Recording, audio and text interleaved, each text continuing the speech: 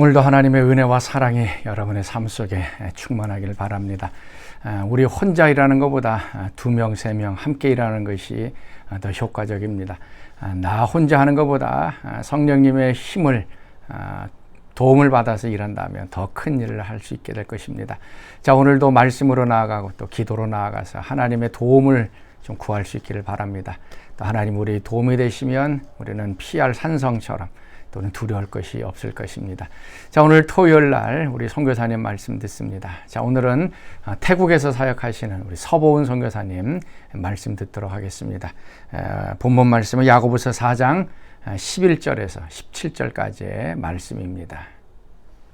형제들아, 서로 비방하지 말라. 형제를 비방하는 자나 형제를 판단하는 자는 곧 율법을 비방하고 율법을 판단하는 것이라. 내가 만일 율법을 판단하면 율법의 준행자가 아니요 재판관이로다. 입법자와 재판관은 오직 한 분이시니 능히 구원하기도 하시며 멸하기도 하시느니라. 너는 누구이기에 이웃을 판단하느냐? 들으라, 너희 중에 말하기를 오늘이나 내일이나 우리가 어떤 도시에 가서 거기서 1년을 머무며 장사하여 이익을 보리라 하는 자들아, 내일 일을 너희가 알지 못하는도다. 너희 생명이 무엇이냐? 너희는 잠깐 보이다가 없어지는 안개니라. 너희가 도리어 말하기를 주의 뜻이면 우리가 살기도 하고 이것이나 저것을 하리라 할 것이거늘 이제도 너희가 허탄한 자랑을 하니 그러한 자랑은 다 악한 것이라. 그러므로 사람이 선을 행할 줄 알고도 행하지 아니하면 죄니라. 안녕하세요. 태국 서보은 선교사입니다. 2023년 새해에도 주님 안에서 건강하시고 많은 복을 받아 누리시기를 축복합니다. 오늘 야고보서 4장 후반절 말씀을 함께 나누기 원합니다. 예루살렘 교회가 큰 핍박을 맞게 되어서 믿는 사람들이 흩어지게 되었죠. 그래서 그들은 그 흩어진 곳에서 기도 모임을 갖고 성경 공부 모임을 갖게 됩니다. 이들 모임들이 발전하면서 많은 가정교회들이 생겨나게 되었습니다.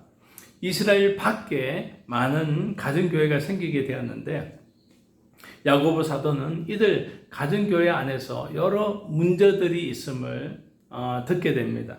예를 들어서 교회 내에서 여러 파벌로 쪼개져서 서로 다투고 서로 싸우는 그런 문제가 발생하였고, 두 번째는 어떤 교인들은 이 세상의 생활 방식을 따라 살아갑니다.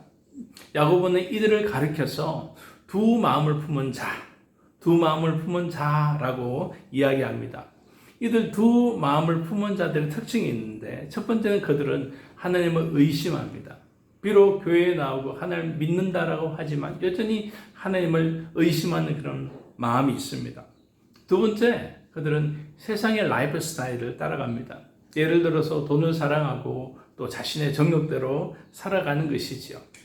오늘 본문 4장 후반절에 또 이 두 마음을 품은 자들의 특징 2가지 더 소개하는데, 첫 번째는 그들은 다른 사람을 판단하고 비방합니다.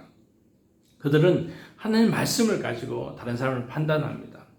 교인들이 싸우고 다투는데 서로가 하나님 말씀을 들어서 다른 사람을 판단하고 비방합니다. 참 안타까운 일이지요. 다른 사람을 비방하는 것은 야고보서 4장 1절에 보니까 교회 내의 다툼, 싸움과 연관이 있습니다. 야고보 사도는 이 다툼은 정욕에서 나온다, 이 다툼은 욕구에서 나온다라고 이야기합니다. 각 사람은 자신이 원하는 것들이 있습니다. 갈등은 어떻게 일어나는 것일까요? 갈등은 다른 사람의 감정을 무시하고 다른 사람의 욕구, 원하는 것을 무시할 때에 갈등이 일어난다라고 생각합니다. 그러므로 우리는 어떤 2가지가 다 중요한 것 같아요. 나의 감정과 내가 원하는 것이 무엇인지 살피고, 또 그리고 다른 사람의 감정이 어떠한지, 다른 사람이 원하는 것이 무엇인지를 알려고 노력할 때, 그리고 적절한 둘 사이에서 합의점을 찾는 것들이 참 중요하다고 생각합니다. 서로 존중하고 또 그 상대방의 감정과 욕구가 무엇인지 알려고 노력할 때 이러한 갈등과 좀 어려움들을 우리가 해소할 수 있지 않을까라고 생각합니다. 그 야고보는 다툼은 욕구 또 정욕에서 나온다라고 이야기합니다. 두 번째, 두 마음을 품은 사람들의 특징은 무엇인가 하면 세속적인 세계관을 가지고 있습니다. 비록 교회에 나오지만 세상적인 세계관을 여전히 가지고 그냥 살아가는 것이지요. 13절에 보니까 그들은 이렇게 말합니다. 우리가 계획을 세우자. 다른 도시, 어떤 도시로 가서 그곳에서 1년을 머물면서 우리가 비즈니스를 해보자. 큰 이익을 남기자라고 그렇게 원대한 새해 계획을 짜게 되는 것입니다. 새해가 시작되어서 우리가 목표도 정해보고 또 계획을 짜는 것은 참 바람직한 일입니다. 근데 왜 야고보 사도는 그들을 책망하는 것일까요? 너희가 내일을 알지 못하는도다. 너희 인생은 마치 잠시 있다가 또 사라지는 그런 안개와 같다라고 그들의 그 계획을 책망합니다. 야고보 사도는 왜 그들의 그 계획을 책망하는 것일까요? 왜냐하면 그들의 계획 안에는 하나님이 없습니다.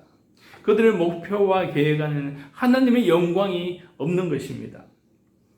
하나님의 영광이 전혀 없는 세속적인 그런 계획과 목표에는 야고보서 3장 15절에서 그는 이렇게 이야기합니다. 이러한 지혜는 위로부터 온 것이 아니요 아주 세상적이고 정욕적이고 마귀적이다라고 야고보는 이야기합니다.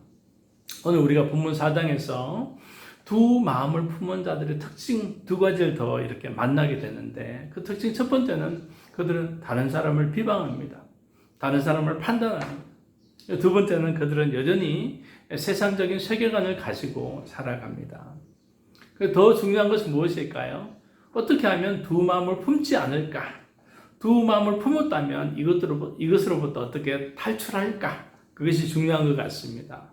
야고보 사도는 이에 대해서 어떠한 고민을 합니까? 세 가지를 고민하는데 4장에 보니까 첫 번째는 겸손하라.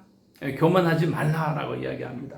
하나님은 교만한 사람을 물리치시고 겸손한 자에게 은혜를 주십니다. 그렇죠. 사람들은 겸손한 사람을 좋아합니다. 야고보서 4장 10절을 보니까 주 앞에서 낮추라. 주 앞에서 낮추라. 그래야면 주께서 너희를 높이시리라 라고 이야기합니다.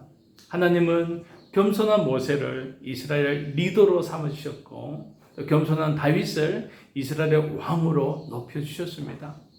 우리 스스로 높아지려고 할 때 반드시 부작용이 있습니다. 그러나 하나님이 높여주시면, 하나님이 세워주시면 아무런 부작용이 없습니다. 은혜와 평강이 있습니다. 두 번째, 야고보 사도의 권면은 마귀를 대적하라. 마귀를 대적하라. 마귀가 가룟 유다에게 예수님의 팔 생각을 넣어줍니다. 그렇습니다. 마귀는 끊임없이 우리에게 나쁜 생각을 심어주려고 계속해서 우리를 공격합니다. 마귀는 저 사람을 비방하라, 저 사람을 판단하라라고 계속 나쁜 생각을 주고 또 너희 정욕대로 살라, 너희의 그런 욕망대로 살라라고 나쁜 생각을 심어주려고 합니다. 우리가 이 나쁜 생각을 즉시 거부하지 않고 마귀가 주는 그 생각을 우리가 계속해서 묵상하면 어떻게 됩니까? 결국 죄를 범하게 됩니다. 그러므로 우리 안에는 성령께서 이 생각은 마귀로부터 온 생각이다. 이 생각은 세상으로부터 온 것이다. 라고 말씀해 주실 때 우리는 즉시 마귀를 대적해야 됩니다. 마귀야 떠나거라. 마귀야 떠나라. 라고 마귀를 대적할 때 마귀는 공격을 멈추고 떠나게 되는 것이죠. 세 번째 가장 중요한데 하나님을 가까이 하라라고 야고보 사도는 권면합니다. 우리 하나님은 감사를 표현하는 사람을 기뻐하십니다. 우리 하나님은 우상이 아니요 우리 하나님이 인격자 하나님이십니다. 그러므로 우리는 감사를 표현하고 그 표현한 사람 하나님께서 기뻐하십니다. 저는 우리 교회 성도들에게 매주일 하나님께 나올 때 자원하는 마음으로 감사 예물을 준비해서 하나님께 감사를 표현하십시오 라고 권면합니다. 하나님께서 감사를 표현하는 사람을 기뻐하시고 그를 축복해 주시길 때문입니다. 그러면 우리는 하나님을 찾고 하나님께 나와야 됩니다. 하나님께서 어떤 사람과 가까이 하시기 원하실까요? 당연히 하나님을 좋아하는 사람이죠. 하나님을 찾고 하나님께 가까이 나오고자 애쓰는 사람을 하나님은 그와 동행하시고 그를 축복해 주시는 줄 믿습니다. 그렇습니다. 우리가 날마다 하나님께 가까이 나가도록 노력해야겠습니다. 너희가 하나님께 가까이 나가면 하나님께서 너와 가까이 하시리라 라고 이야기합니다. 제가 목사로서 교인들을 살필 때 어떤 사람은 영적으로 성숙했어요. 어떤 사람은 믿음이 단단해지고 믿음이 더 성장했구나라고 보이게 됩니다. 그들의 특징들을 제가 살펴보니까 그들의 특징은 단 한 가지입니다. 그들은 하나님을 가까이 합니다. 하나님을 가까이 하기 위해서 노력하고 또 그것을 또 즐거워합니다. 하나님께서는 하나님을 가까이 하는 사람, 하나님께 나오는 사람을 또 축복해 주십니다. 야고보서를 통하여서 우리는 교회 내에 두 마음을 품은 자들에 대한 야고보 사도의 경고와 어떻게 하면 두 마음을 품는 것에서부터 우리가 탈출할 수 있을까? 이것을 해결할 수 있을까라는 야고보 사도의 권면을 듣게 됩니다. 사랑하는 여러분, 가장 중요한 것은 두 마음을 품지 않기로 가장 중요한 것은 하나님을 가까이 하는 것입니다. 날마다 하나님을 찾고 하나님을 의지하고 하나님과 동행하기를 애쓰는 사람을 하나님께서 축복해 주신 줄 믿습니다. 우리 2023년 새해에 우리 사랑하는 커네티컷 선교회 모든 성도님들께서 날마다 하나님을 찾고 하나님을 의지하고 하나님과 동행하시기를 축복합니다. 그래서 하나님으로부터 큰 많은 또 축복을 받고 누리시기를 축복합니다. 기도하겠습니다. 살아계신 하나님 감사합니다. 하나님을 찾고 애쓰는 사람과 함께하고 그와 가까이 하겠다라고 말씀하셨습니다. 우리 사랑하는 모든 성도들이 날마다 하나님을 의지하고 하나님과 동행하기를 사모하게 하여서 주옵소서. 그리하여서 새해에 주님이 주시는 신령한 복들을 많이 받아 누릴 수 있도록 은혜를 베풀어 주옵소서. 감사하고 예수님의 이름으로 기도합니다. 아멘. 감사합니다. 건강하십시오. 축복합니다.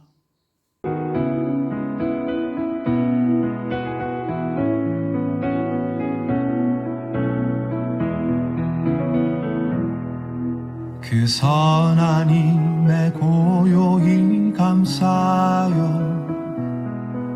그 놀라운 평화를 누리며 나 그대들과 함께 걸어가네. 나 그대들과 아내를 여네. 지나가 넘을 어둠의 날들이 무겁게 내 영혼 짓눌러도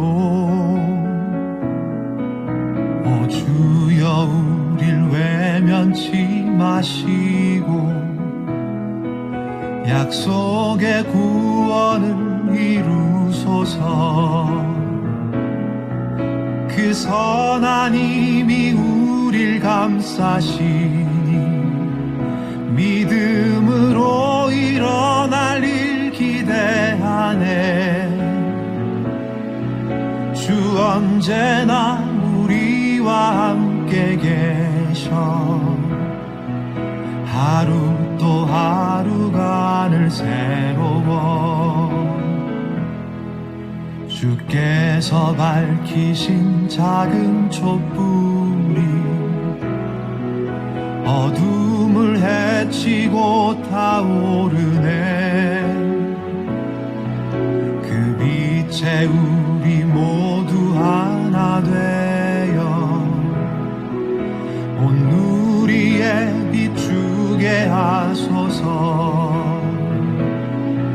그 선한 힘이 우릴 감싸시니 믿음으로 일어날 일 기대하네. 주 언제나 우리와 함께 계셔 하루 또 하루가 늘 새로워 이 고요함이 깊이 번져갈 때 저 가슴 벅찬 노래 들리네 다시 하나가 되게 이끄소서 당신의 빛이 빛나는 이 밤 그 선한 힘이 우릴 감싸시니 믿음으로 일어나릴 기대하네 주 언제나 우리와 함께 계셔 하루 또 하루가 늘 새로워